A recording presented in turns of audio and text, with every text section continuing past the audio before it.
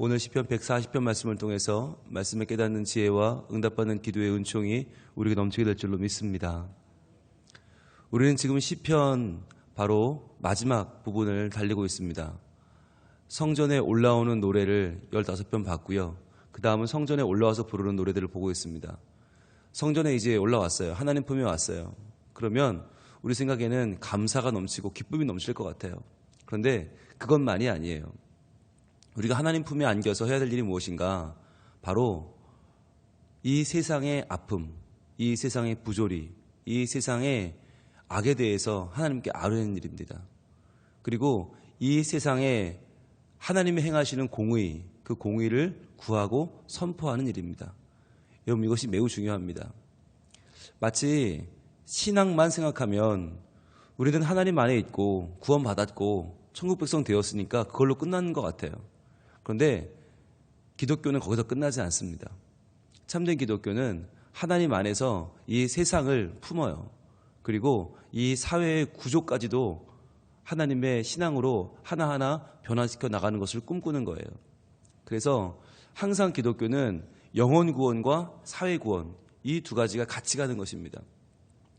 교파에 따라서 영혼 구원에 조금 더 열심을 쏟는 교파도 있고 사회 구원에 조금 더 열심을 두는 교파도 있지만 이 둘을 아예 한쪽을 포기하고 한쪽을 택하는 그러한 교파는 없습니다. 그러한 기독교는 없습니다. 그것은 이단이에요. 그러니까 나만 구원받으면 된다. 구원받았으니까 이제 악의 문제는 신경 쓰지 마라. 이게 구원파 아닙니까? 그러니까 우리가 구원을 받았다고 하지만 살아가는 우리의 삶 가운데는 여전히 악이 있어요. 그리고 그 악의 문제는 결코 만만치 않습니다. 내가 구원받았다고 해서, 내가 구원을 고백했다고 해서 악이 사라지는 것도 아니고 그 악의 영향력이 없어지는 것도 아닙니다. 아직도 수많은 사람들은 그 악한 영향력 밑에 놓여 있습니다. 그래서 우리가 성전에 나와서 구해야 될 가장 중요한 기도 가운데 하나가 바로 하나님의 공의를 구하는 것이에요. 하나님의 정의를 구하는 것입니다. 그래서 나 하나 구원받고 나 하나 잘 살고 잘 먹고 잘 되는 게 끝이 아니라 나를 초월해서 우리를 초월한 세상, 이 사회까지도 바라볼 수 있어야 한다는 것입니다. 그래서 기독교가 중요한 일들의 목소리를 내는 이유가 거기 있는 거예요.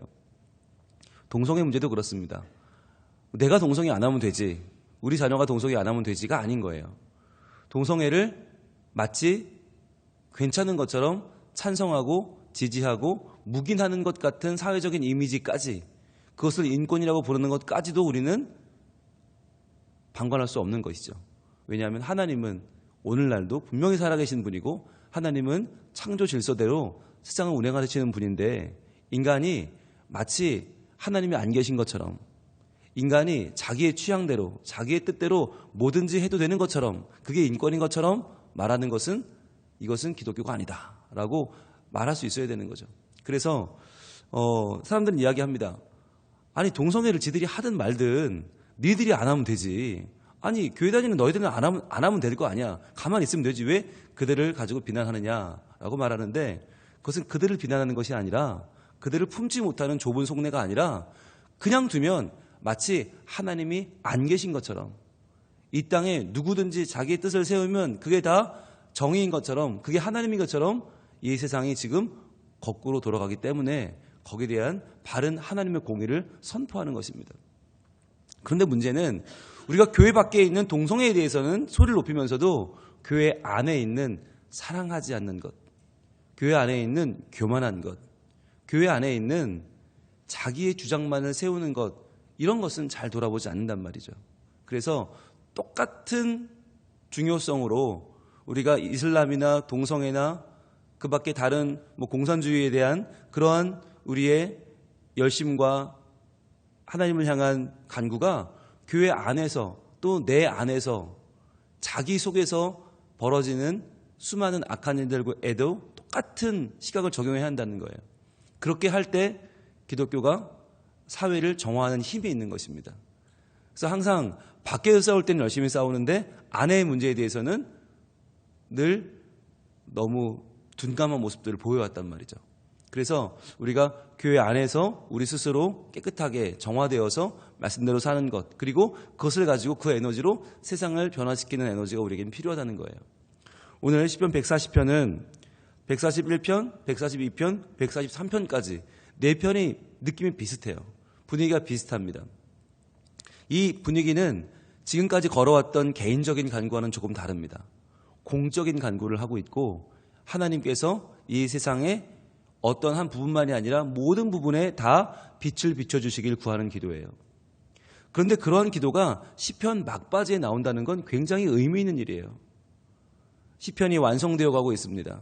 하나님을 향한 기도가 완성되어 가고 있습니다. 그런데 그 기도의 완성에는 세상을 품는다는 것이죠.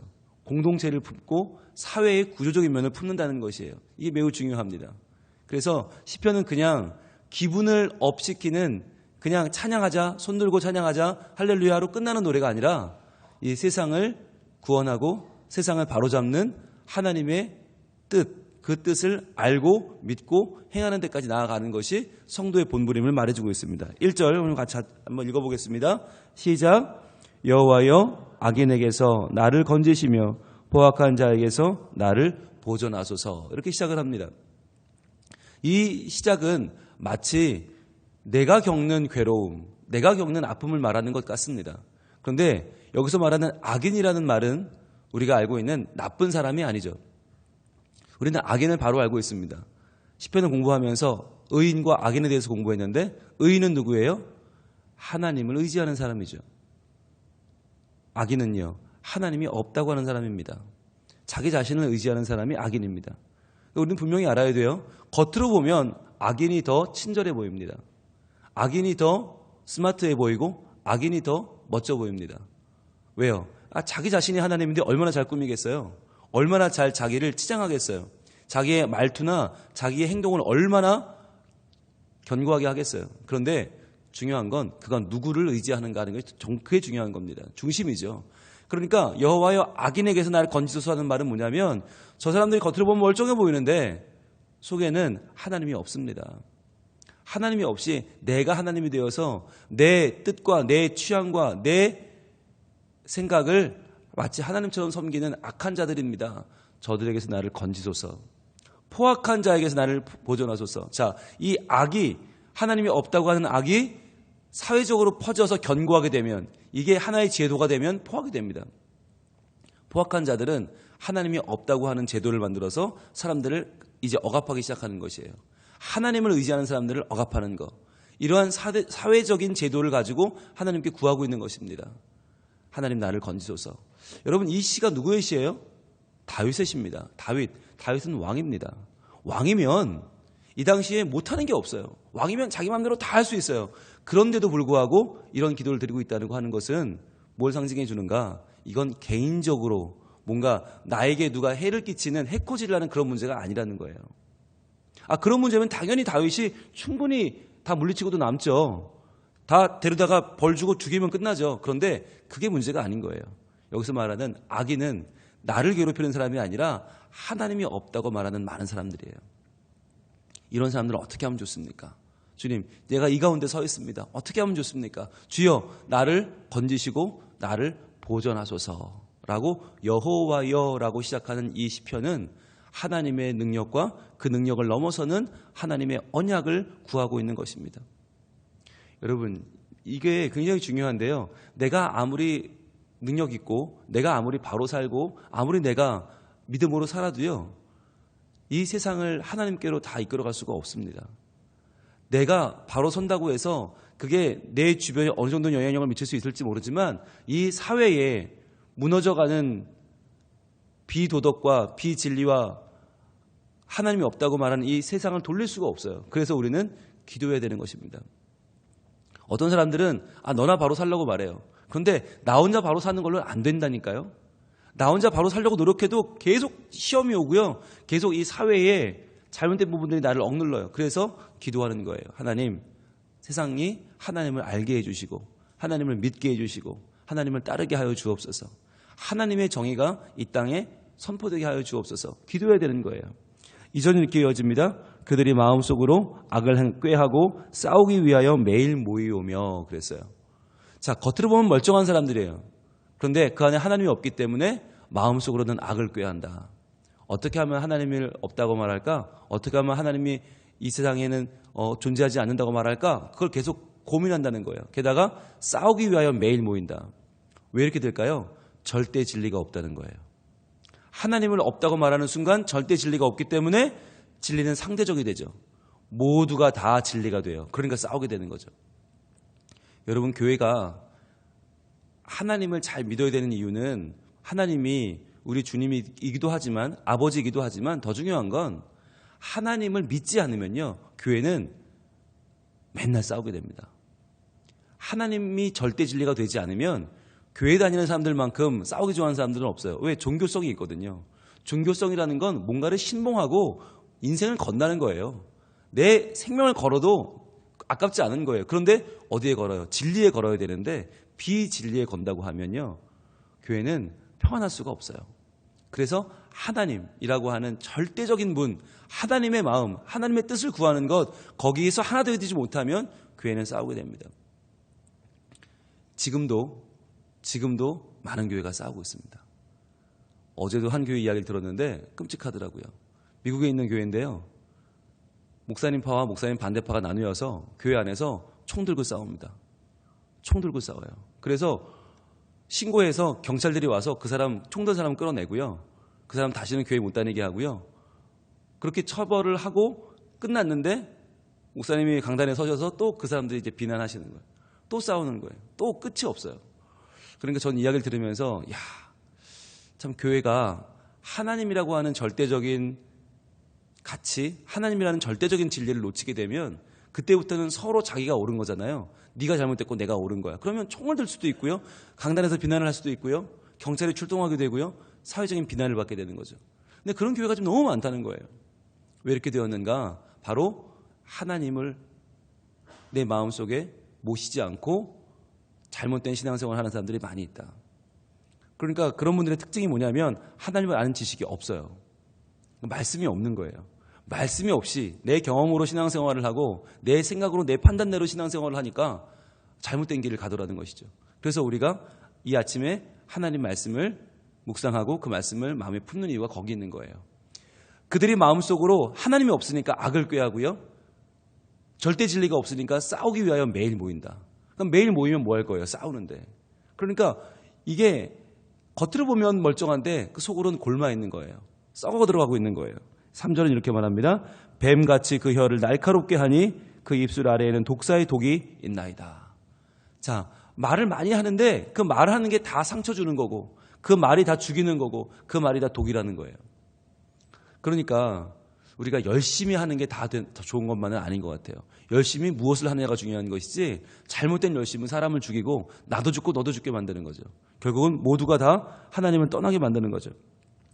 자, 그래서 1, 2, 3절의 이 현실, 세상을 바라보면서 아파하는 이 다윗은 4절에 이렇게 기도합니다. 여호와여, 나를 지키사 악인의 손에 빠지지 않게 하시며 나를 보전하사 포악한 자에게서 벗어나게 하소서. 그들은 나의 걸음을 밀치려 하네아이다.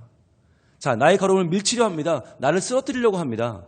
나를 넘어뜨려서 나도 하나님이 없다라고 말하게 하려고 합니다. 나도 거봐, 너 이렇게 넘어지는 거 보면 하나님이 안 계시지? 하나님을 없다고 그래 라고 우리를 시킨다는 거예요. 누가? 악인이, 포악한 자들이. 그래서 여러분, 우리가 넘어지면 안 됩니다.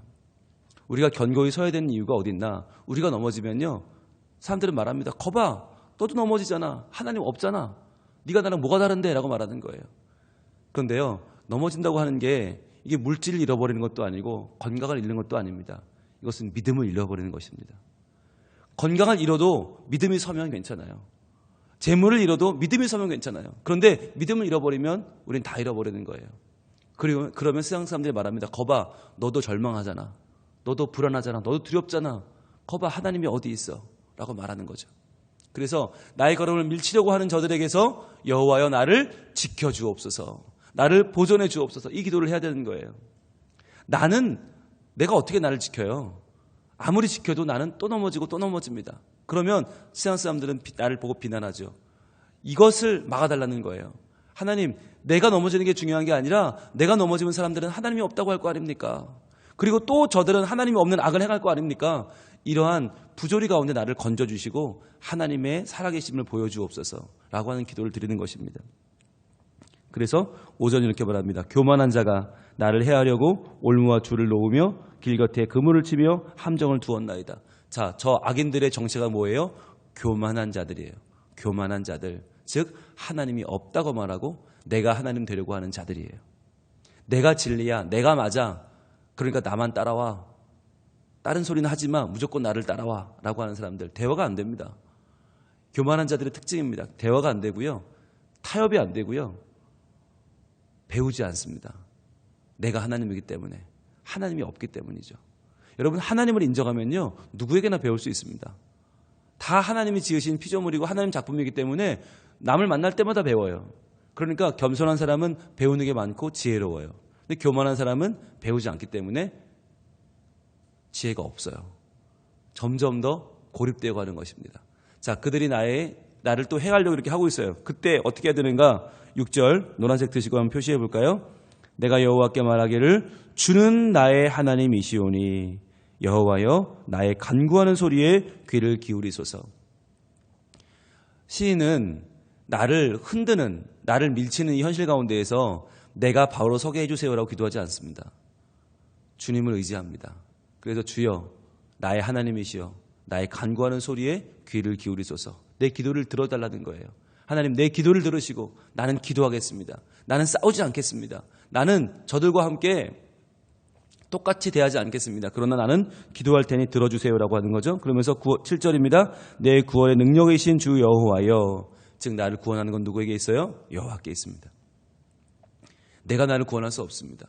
여호와를 구하죠. 전쟁의 날에 주께서 내 머리를 가려주셨나이다. 이 말은 투구가 되었단 말이에요. 투구가 되어주셨습니다. 내 믿음의 투구는 하나님이십니다. 내 머리를 가려주시는 분, 내 생명을 지켜주시는 분이 하나님이십니다. 그래서 8절이 오늘의 주제어인데요. 8절 같이 읽습니다. 여호와여 악인의 소원을 허락하지 마시며 그의 악한 꾀를 이루지 못하게 하소서. 그들이 스스로 높일까 하나이다. 그들이 스스로 높이지 않도록, 그들이 스스로 하나님이라고 외치지 않도록 하나님 저의 기도를 들어주시고 그들의 소원을 허락하지 말아주옵소서.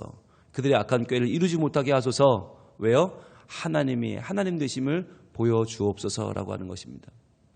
오늘 우리가 나와서 하나님 앞에 기도합니다. 그런데요, 많은 경우 우리는 개인적인 하소연을 합니다. 개인적인 억울함을 토합니다. 물론 그것도 기도죠. 그러나 그 기도가 거기서 멈추면 안 되고 어디까지 가야 되는가? 하나님, 저 악인들이 하나님이 없다고 말하는 악인들과 제도적으로 억압하는 포악한 자들이 저들이 잘 되고 내가 못 되면 정말 하나님은 안 계시다고 말할 거 아닙니까? 하나님이 어디 있냐고 말할 거 아닙니까? 그리고 계속해서 저렇게 악을 행할 거 아닙니까? 그러니까 하나님 제 기도를 들어주셔서 하나님의 살아계심을 보여주옵소서라고 하는 거예요. 하나님이 하나님 되심을 저들이 알게 하여 주옵소서. 그래서 저들이 결국은 하나님을 알고 돌아와 회개하게 하여 주옵소서.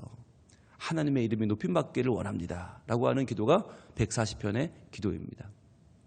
이것은 승부를 떠나는 기도입니다. 누가 이기고 누가 지는 문제가 아닙니다. 저들이 하나님을 알게 하시고 하나님을 믿게 하시고 그래서 하나님 안에 믿음의 삶을 살게 하여 주옵소서. 우리 모두가 하나님 자녀가 되기를 원합니다. 라고 하는 굉장히 큰 스케일의 기도입니다. 이것이 우리를 악에서 구원해 달라고 하는 주기도문의 하나의 주석이에요. 예수님께서 이 땅에 오시는 것은 왜 오셨습니까? 하나님의 공의를 이루기 위해서 오셨습니다. 하나님의 공의.